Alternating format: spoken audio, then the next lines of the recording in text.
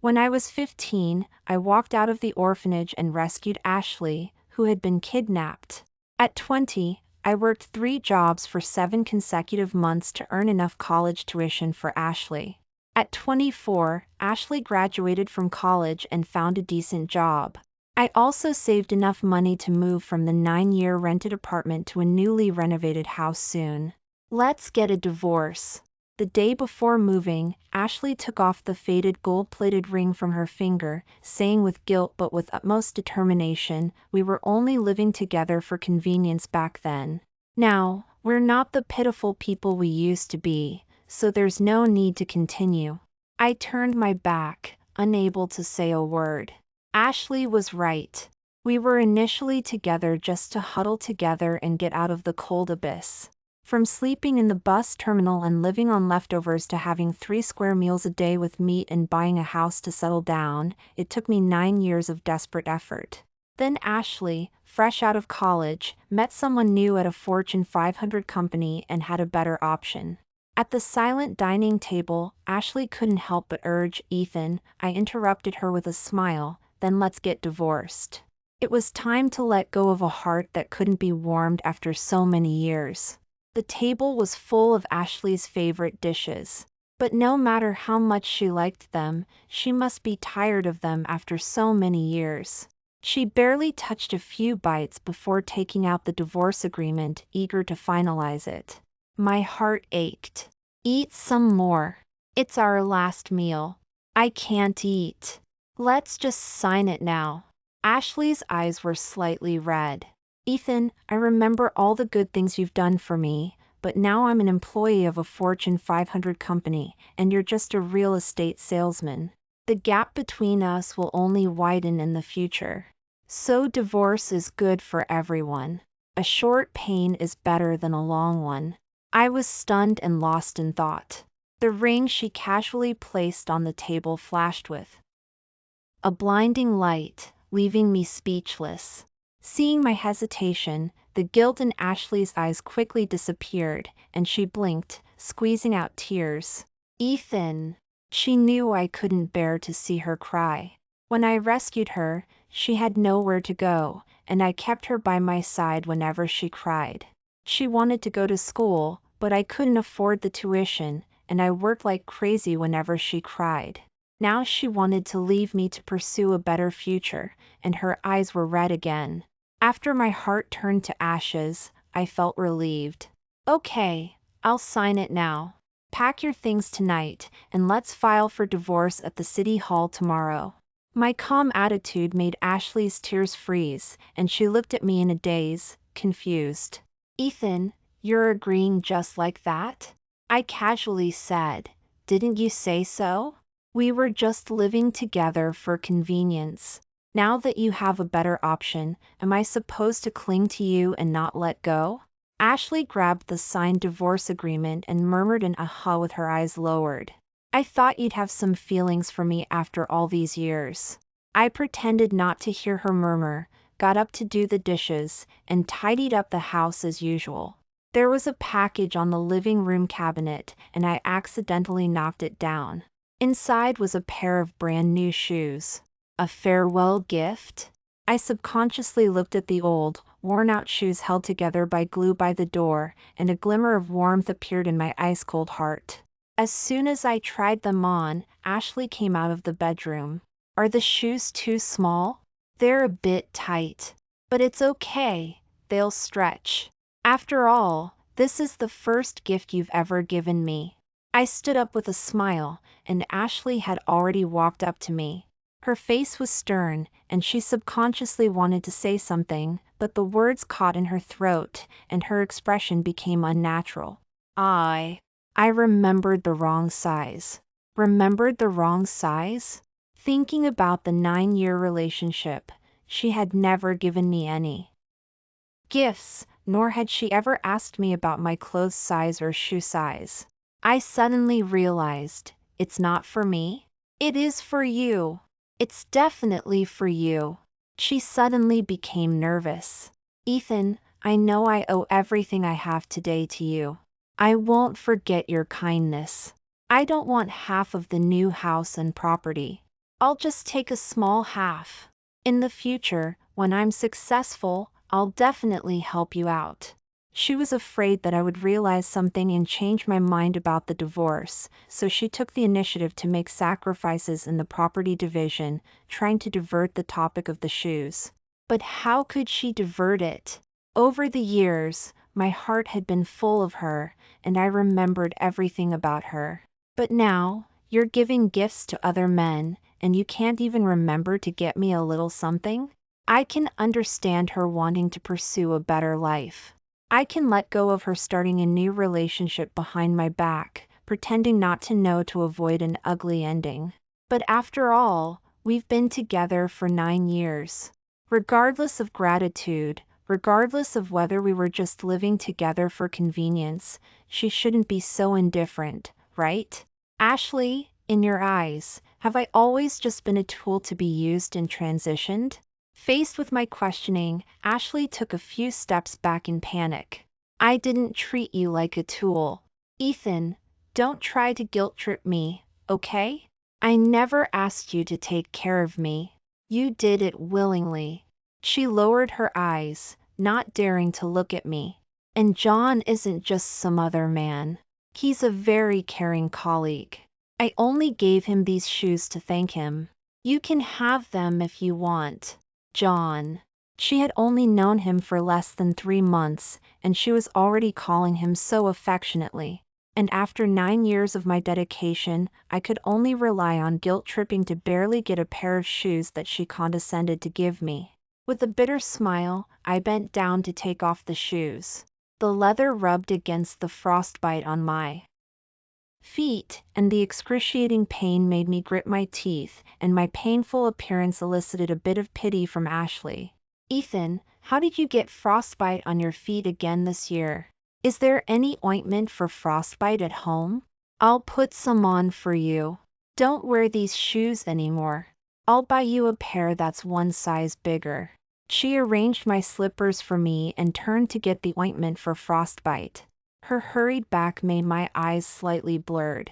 In the past, when we were poor, during cold winter months of December I couldn't afford to buy winter boots and wrapped thick socks to work to earn tuition for Ashley, money for the ring and wedding, and money to buy a new house. My feet got frostbite every year, and Ashley would always say with heartache that she would buy me a good pair of shoes. I thought she just had a bad memory and always forgot. Now it seems that she just didn't care. Ethan, it seems like we're out of ointment for frostbite. Buy some yourself tomorrow, and don't forget to put it on. After saying that, she went straight to the bathroom to wash up. I was left alone in the small living room. The cold wind blowing in through the broken window blurred my thoughts. I remembered the first time I saw John Miller. I was holding the keys to the newly renovated house in one hand and a celebratory cake in the other, and I left work early to surprise Ashley. But as soon as I got downstairs, I saw Ashley nestled in another man's arms under a snowy streetlight. John, can you wait a little longer? I'll bring up the divorce when he moves into the newly renovated house, so there will be a blessing in disguise with the new house, and he won't be too sad, and he'll be more likely to agree to the divorce. John kissed Ashley's forehead, his eyes full of doting. I only want you to be happy. If you can't bear to leave him, I can let go. Of course I can bear it. He's just a salesman, and we have no future. They embraced in the snow, gradually growing OLD together. John coughed from the cold, and Ashley, who was extremely afraid of the cold, broke away from his embrace and ran far away through the snow to buy cold medicine. There was still some cold medicine stored at home. I took it away and saw the ointment for frostbite pressed underneath. It stinks! When can we move out of this damn place? Ashley pinched her nose and ran out of the bathroom. Her resentful voice brought me back to my senses, and I subconsciously coaxed, the luggage is all packed. We'll go to the newly renovated house tomorrow. Before I could finish speaking, we both froze. The apartment is a rundown place built decades ago, and the entire building's sewer system had problems that hadn't been repaired for years. Ashley hated it and kept saying how good the newly developed neighborhood where her classmates lived was. I worked desperately to earn money so that we could have a warm, clean house of our own. But Ashley just wanted a house and didn't seem to care who the man of the house was. "I'll move somewhere else tomorrow," Ashley said softly, avoiding my gaze. "Thank you for everything these years. I'll repay you when I'm successful in the future." After packing our luggage, we slept together for one last night. I tossed and turned, wide awake and restless. I got out of bed, took out the keys to the newly renovated house, and the new ring, and put them together with the gold-plated ring that Ashley had thrown on the table, and put them in my wallet.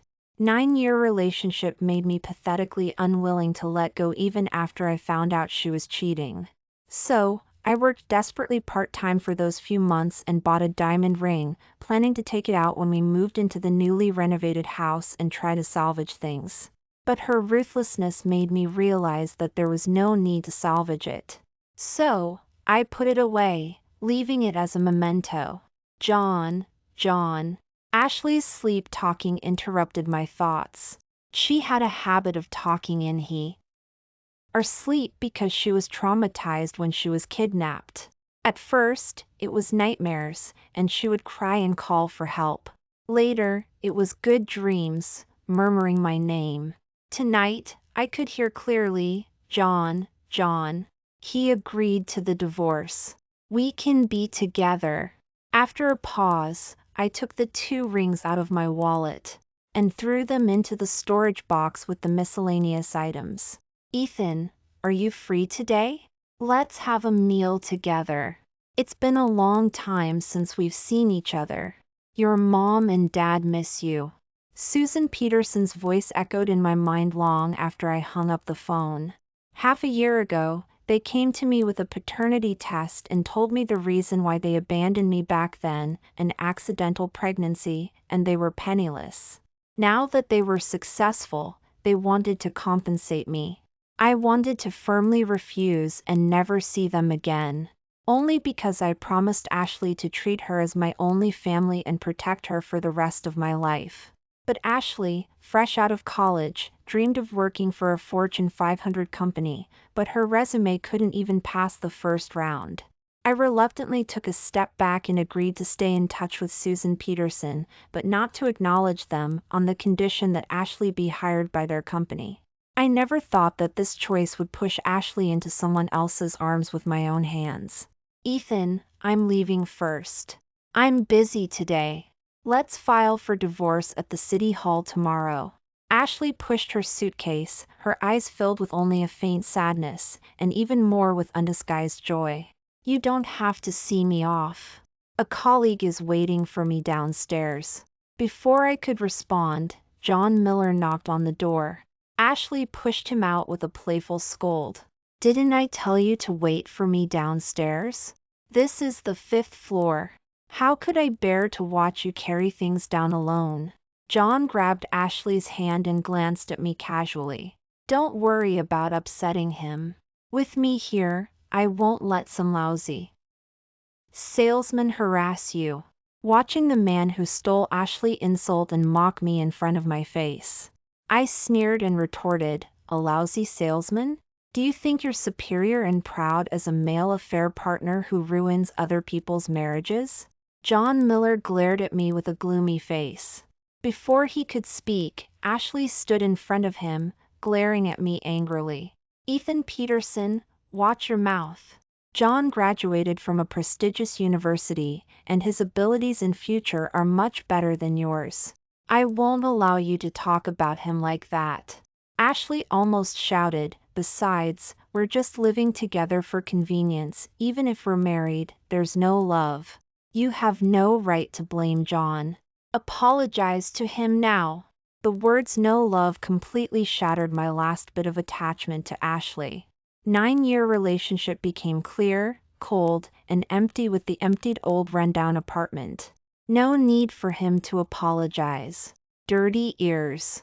John hugged Ashley, who was desperately protecting him, and kissed her gently. "Let's go. You're all I need."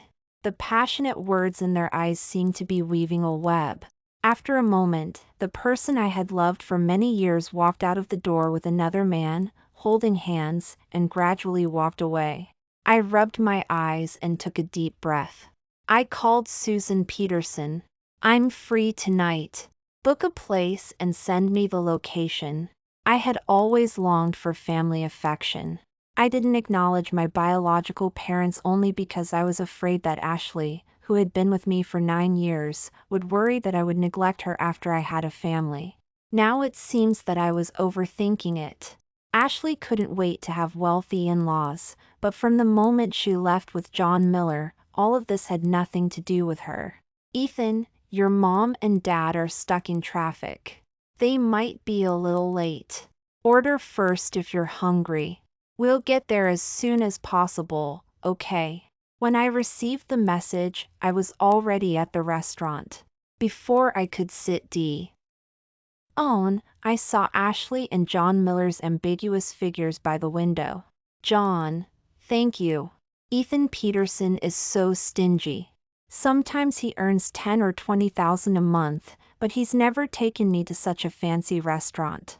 Ashley took a small sip of red wine, her eyes seemingly filled with water, the kind of tenderness I had never seen before. "If you like it, I'll take you to eat here every month, okay?" "Okay. I'll marry you after I file for divorce at the city hall." I suddenly felt ridiculous. Ashley said I was stingy, but I would buy her whatever she wanted for tuition, living expenses, brand name clothes, and phones. When had I ever wronged her? John Miller took her to a fancy restaurant for a meal, and that was generous? In an instant, a feeling of disgust arose in my heart. It was as if Ashley, who had been indispensable in my life, even more important than my biological parents, had suddenly turned into an insignificant passerby. I clenched my fists, thinking of the past 9 years as if I had raised a short-lived pet. "Don't rush me. I said I'll pay back the debt before the end of the year, and I definitely will. What else could it be? I'm about to hook up with the boss's daughter." While Ashley was in the bathroom, John Miller whispered urgently into a phone call, "The boss has been searching the world for his son these past few days." It only stopped when Ashley, who graduated from a lousy university, was parachuted into the company. If she isn't his daughter, then who is? I suddenly realized that John Miller had misunderstood that Ashley was my biological parents' daughter, so he pursued her. But once he found out that Ashley wasn't, wouldn't he abandon her without hesitation? I subconsciously became nervous and quickly walked up to Ashley, who was coming out of the bathroom. Before I could say anything to warn her, she pushed me away impatiently. "Ethan Peterson, you've already signed the divorce agreement. What are you doing here? Don't tell me you regretting it?" Ashley saw John Miller getting up and coming over, and she begged anxiously, "I told you, I'll repay your kindness. Please let me go, okay? Don't delay my future with John." I smiled bitterly and gradually woke up. We were already divorced. Why should I care so much about her? "I'm not here to find you. I just happened to run into you and wanted to remind you of a few things, but now it seems unnecessary." After saying that, I prepared to find an empty seat, but John Miller grabbed my collar and dragged me outside. "What else could you be here for if not to harass Ashley? A meal costs 4 figures. Can you afford it? Get out of here and don't disturb Ashley and my mood." Before I could react, I instinctively wanted to break free from John Miller. Ashley suddenly reached out and pushed me out together with him. "Leave, let's break up peacefully. Don't embarrass me and John, okay? After all, we've known each other for so long. I don't want to make things too ugly.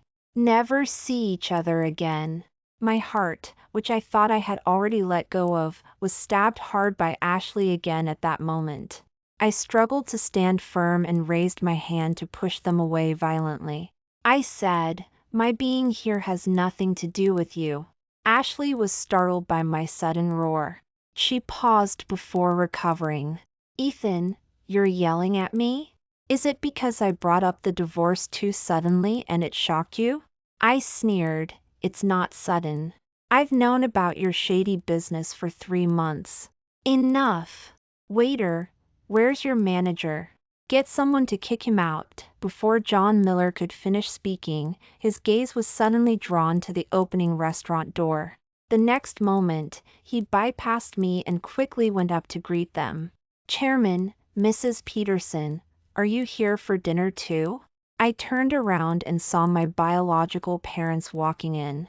They dismissed John Miller with a perfunctory remark and walked towards me. Ethan, what are you doing standing here? Why aren't you eaten yet? Here, this is a gift from Mom. Take a look and see if you like it. Their caring behavior made Ashley take 2 steps back in a daze. John Miller's face turned pale, and his lips trembled in panic, unable to say a word. Let's eat somewhere else. I clutched the gift in my hand and walked out of the restaurant without regard for Ashley and John Miller's reactions. I opened the package on the way. It was a pair of sneakers that I didn't recognize the brand of. I put them on directly. They were warm and lightweight. Mom remembered your shoes were broken the last time she saw you. Why haven't you changed them after so long? You can't take it out on yourself just because you're blaming us, right? Tell Mom and Dad what you need in the future. Just treat it as if Mom and Dad owe it to you. Don't be so clear about it, okay? After all, blood is thicker than water. The warmth that surged in my heart gradually dispelled the resentment and bitterness of my 15 years of living in an orphanage. I couldn't tell whether it was the love I experienced from my parents that Ashley had never given me, or whether the sudden void in my heart needed to be filled. I no longer resisted them and accepted their compensation, including the job they arranged for me.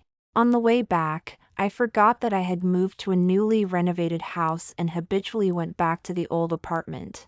When I opened the door, the figure that would always lazily walk out and ask what's for dinner tonight was gone. Everything familiar was gone. All that was left was emptiness and the still leaky window, making clanging noises. Ethan, will we really not have to sleep in the park anymore? Can we live in a house? This is so delicious. Can you make pork stew for me every day? It would be even better if I had a new dress. My classmates are laughing at my worn clothes. I don't want to work. My classmates all say that you can't get ahead in life if you don't go to college. Sob, you said you would oil me for the rest of my life. You said you would give me whatever I wanted. It's so pretty, but they all say that you have to use a diamond ring for the wedding. Will you get me one in the future, okay? Did you really buy a new house? Hurry up and renovate it. I want to move in tonight. The memories of her seemed to be just her requests and my fulfillment of them, until she wanted a future that she thought I couldn't give her, and then left without hesitation. Goodbye, Ashley. I silently closed the door, cutting off all the sounds of her that kept echoing in my memory. After resigning from my old company, I traveled around with my parents for a month. In addition to cultivating our relationship, I also wanted to relax after 9 years of hard work where I never dared to slack off. After going back, I turned on my phone and flipped through Ashley's hundreds of missed calls and called her back. Ethan, why are you only calling me back now? I've been so worried because I couldn't reach you. Ashley's voice was tearful. Where are you? Can we meet? I said calmly, let's meet at the city hall. When I arrived, Ashley hadn't come yet. John Miller was actually waiting for me. He looked much more disheveled than he did a month ago, with deep dark circles under his eyes, and squeezed out an ugly smile. Ethan, I was wrong. I shouldn't have approached your woman. As long as you don't let the company fire me and give me some money, I promise to break up with Ashley and persuade her to come back to your side. I interrupted him, disgusted. Do whatever you want. I don't care. Just don't get in my way. I had known for a long time that John Miller approached Ashley just to latch onto her to pay off his debts. Now that Ashley was useless, he would abandon her at will. But why would I want a woman that even he looked down on? I'm serious. I don't want money. Just don't let the company fire me. Ethan, please do me a favor and forget what I said before. I owe a lot of money outside, and the creditors are very fierce. I really need this job to pay off my debts. Looking at his humble and begging appearance, I sneered with interest. What does your life and death have to do with me? It has nothing to do with you, but it has something to do with Ashley. If she hadn't been parachuted in, making me misunderstand her background, I would have had the opportunity to latch onto other rich women. Seeing that I was unmoved, John Miller gritted his teeth and said fiercely, "If I can't earn the money to pay off my debts, I'll take action against Ashley. She told me everything about you. You rescued her back then and raised her for 9 years. Your feelings for her must be very deep, right? If you don't help me, don't blame me for being unscrupulous. You don't want Ashley to be kidnapped again and live in a living hell, do you?" If John Miller had said these threatening words a few months ago, I would have desperately fought him at all costs. But now, my emotions didn't fluctuate in the slightest. Do whatever you want. But I'll tell the police exactly what you said. But that was all I would do. Okay, don't regret it. After saying those harsh words, John Miller left in a hurry with a sullen face. It was ridiculous that I reminded Ashley to be careful of John Miller and stay away from him. Ashley was actually angrily flushed. Ethan Peterson, are you so jealous of others' success? You got lucky and became the boss's son. Isn't it enough that you retaliated against John and made him lose his job? Are you still slandering him here? I can understand that you can't let go of me, but don't be biased against John, okay? I can just not get a divorce from you. As long as you restore John's job, I can continue to live with you. I laughed out loud. She divorced me for another man, and now she was generously willing to continue to put up with me to help John Miller. But I no longer cared. The company firing John Miller has nothing to do why. Me. He's incompetent and only knows how to be opportunistic. He's already on my dad's optimization list. I patiently explained and turned to face the city hall. I can't control the job. Let's get a divorce first. Ashley huffed angrily. I don't believe it. If it wasn't for you deliberately retaliating, why would I be fired too? Because you're simply not qualified for the job. If I hadn't made it clear, you wouldn't even have met the interviewers. Ashley suddenly froze, her eyes flickering for a long time before settling on a look of confusion. You helped me get the job? That means you acknowledged the boss a long time ago. But why didn't you tell me and instead went to work as a salesman? I covered my heart and took a long time to calm down before saying softly, because I promised you that in this life, you would be my only family. So, I didn't plan to acknowledge them from the beginning. I would never forget what Ashley looked like when I first rescued her. She was dirty, disheveled, and sensitive, like an injured kitten, looking at me with teary eyes. I bought her food and took care of her for a long time before she let down her guard. Her thin body snuggled in my arms, and she told me about her miserable experience. Her already poor parents died, and distant relatives sold her to traffickers. I helped her call the police and punished the distant relatives. When I was about to leave, she looked at me with tears in her eyes. Ethan, can you take me with you? At that moment, two lonely and pitiful souls snuggled and intertwined with each other. It was as if it was destined, and I couldn't say no. Will you always protect me? During our homeless days, I hugged her tightly as if I was holding my entire life and said, I will. She sobbed and cried. If you find your parents, will you still want me? Of course, you're my only family. I'll protect you for the rest of my life. Later, I worked desperately, supported her to go to school, and gave her better living conditions. It was no longer because of a promise. I had fallen in love with her. It was just that my love was implicit, without vows of eternal love and sweet words. There were only the little things in life and the happy smile that hung on my lips no matter how tired I was. Until she said that we were just living together for convenience. Only then did I suddenly wake up and realize that it had all been my wishful thinking all along. But I had finally woken up. Let's go. If we drag it out any longer, the city hall will close. After walking far away, I realized that Ashley hadn't followed. I turned around, and her eyes were red again, with tears welling up in her eyes. You were willing to not acknowledge your parents who are bosses for me. You've always cared about me, haven't you? Ethan, you know that I left you for a better future. Now you can give me that future. Let's not get a divorce, okay? I was amused by her. Ashley, what makes you think that whether we get a divorce or not is up to you? What makes you think that my being good to you is a matter of course? Even if you betrayed me, I can forgive you? I didn't betray you. We were just living together for convenience before. If we just have another wedding and become a real couple, I promise I'll never bother with John Miller again. I interrupted her, unable to contain myself any longer. So, is this about marrying me, or marrying my family's wealth?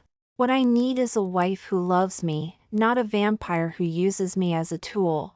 After a 9-year relationship, it was the first time I had spoken so harshly to Ashley. She cried even harder, her tears flowing like a broken string. Ethan, we've been together for a 9-year relationship. How could I not have feelings for you? If you had told me who your biological parents were sooner, I wouldn't have mentioned divorce, let alone taken a fancy to John Miller. I gave a hollow laugh. What difference did it make? She had never chosen me, but rather a future and prospects. Now she refused to divorce me, drawn only to my parents' assets. Her tears, once so effective, no longer moved me in the slightest. Just tell me, what will it take for you to agree to a divorce? Ashley rubbed her eyes resentfully, lowering her head and refusing to answer.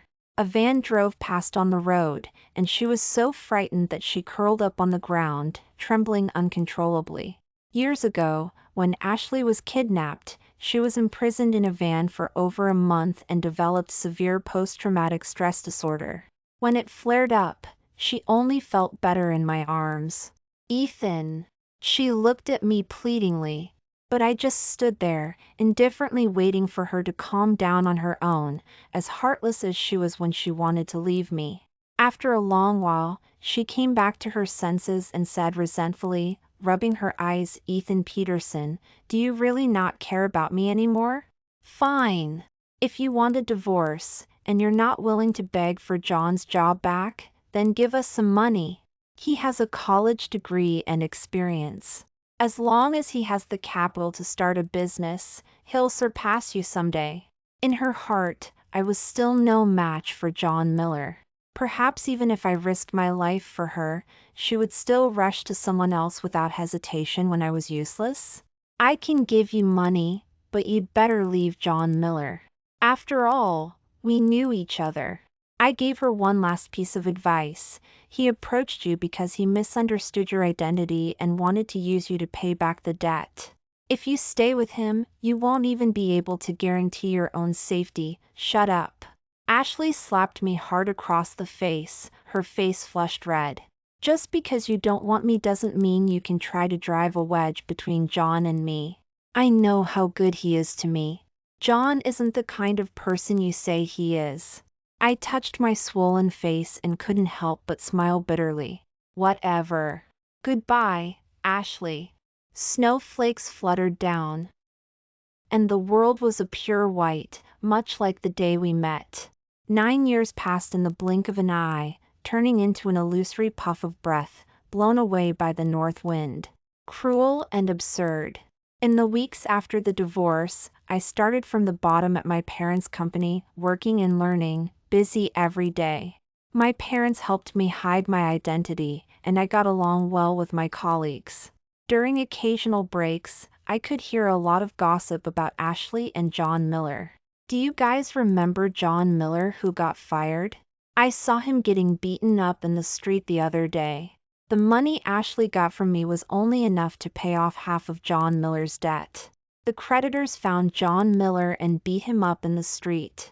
Ashley was so frightened that she froze and was almost hit by a car. The incident was even posted online.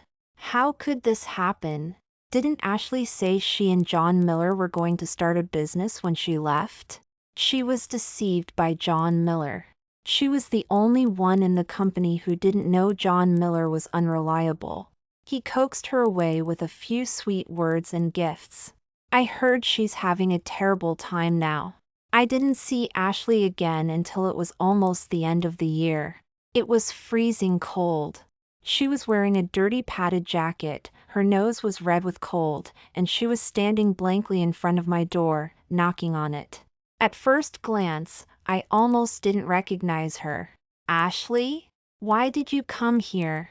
She didn't answer, but squeezed into the house. I quickly closed the door, the crack of the door tightly clamping her head. She cried out in pain, but she didn't back down. She desperately tried to squeeze in. Afraid that something would happen, I was forced to let go. I looked at her coldly. This is my house. Get out of here, or I'll call the police. She sniffled and rubbed against me, not caring about anything. Ethan, I'm so cold and hungry. I should have believed you. John Miller is very bad to me. He owes a lot of money, and he's cheated me out of all my money, but it's still not enough to cover the debt. His house is smelly, and he never does housework or cooks for me. He makes me do everything. She raised her hands, which were red with cold and swollen. I can't stand him, but I have nowhere to go. Ethan, please let me come back. I don't want your money. As long as you treat me like before, I'll never leave you again. I pushed her away calmly and indifferently. Then leave John Miller and be self-reliant. You can never come back here. I made myself clear, but Ashley refused to leave. She broke down and made a scene, accidentally knocking over the storage box I had placed on the living room cabinet. 2 rings fell to the ground with a crisp sound. One was a faded gold-plated ring, and the other was a sparkling diamond ring. Ashley blinked blankly, then suddenly lay on the ground and grabbed both rings. Then, she held them up in her hands and looked at me with a happy smile. Ethan, you still remember, don't you? You remember that I wanted a diamond ring. You still have me in your heart. You can't let me go. I promise I'll never see John Miller again. Let's just pretend that nothing happened during this time, okay? I said decisively, okay, let's just pretend that nothing happened during this time. Ashley got up excitedly and was about to pounce on me when I said again, now I've given you the diamond ring, and I've also bought you the house you wanted, newly renovated. What about you? What gift did you prepare for me? Ashley was stunned and speechless. I asked her again, you always said you wanted to buy me shoes. Do you know what my shoe size is? She still couldn't answer. Even if I didn't care about John Miller and pretended he had never existed, what could it change? Ashley still didn't care about me at all and only knew how to take. In the past, she was the only one in my lonely life, and I loved her blindly. It didn't matter if I was paying one-sidedly. As she said, we were just living together for convenience. No matter what, my heart was full. But now, I don't need to find someone to live with, and I don't want to settle anymore. Go! I don't need you anymore. I dragged the dazed Ashley and threw her out the door like an object, closing the door tightly. No matter how she shouted, there was no response. The next morning, when I opened the door to go to work, I found that she had frozen unconscious, her stiff hands still clutching the 2 rings tightly. But I knew that what she wanted to hold was not marriage or love, but just the tool that was always responsive in the past. Hey, have you heard? That colleague named John Miller from before, I heard he was jailed for kidnapping. What's even worse is that before he went to jail, the creditors found him and broke his legs. As soon as I entered the company, I heard gossip about John Miller. I couldn't help but ask, what about his girlfriend, Ashley? Someone quickly replied, this is the most outrageous thing. The person he kidnapped was Ashley. I don't know how he could bring himself to do it after being together for so long. Your news isn't complete. Ashley had already left him when John Miller kidnapped her.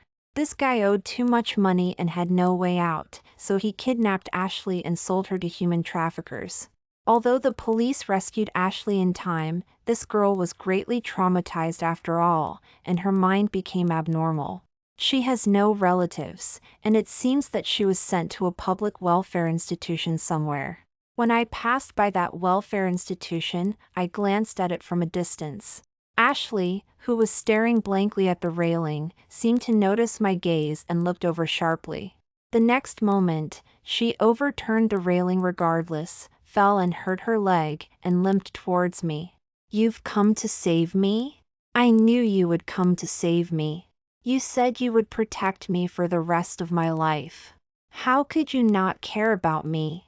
My call. Eek said that she was mentally unstable, and at this time I couldn't be sure whether she was talking nonsense or had really been waiting for me all along. But the result will not change.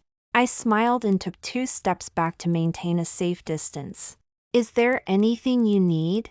I'll prepare 2 more items for you next time I donate supplies. She frowned, as if trying to think hard. After a while, she said, I want pork stew, I want pretty clothes, I want to go to college, and I want a newly renovated house. Muttering, she suddenly fell silent. Her clear eyes became flustered, and she grabbed my arm tremblingly. Ethan, please take me away, okay? You saved me, you paid so much for me. How can you bear to see me locked up when I don't even have the ability to take care of myself? I pulled my hand away and moved further away from her. Why can't I bear it? You chose it yourself. Looking at her emaciated appearance, I couldn't help but wonder, if I hadn't saved her 9 years ago, what would she be like now? Maybe even worse than now. Forget about me. From now on, you can only rely on yourself.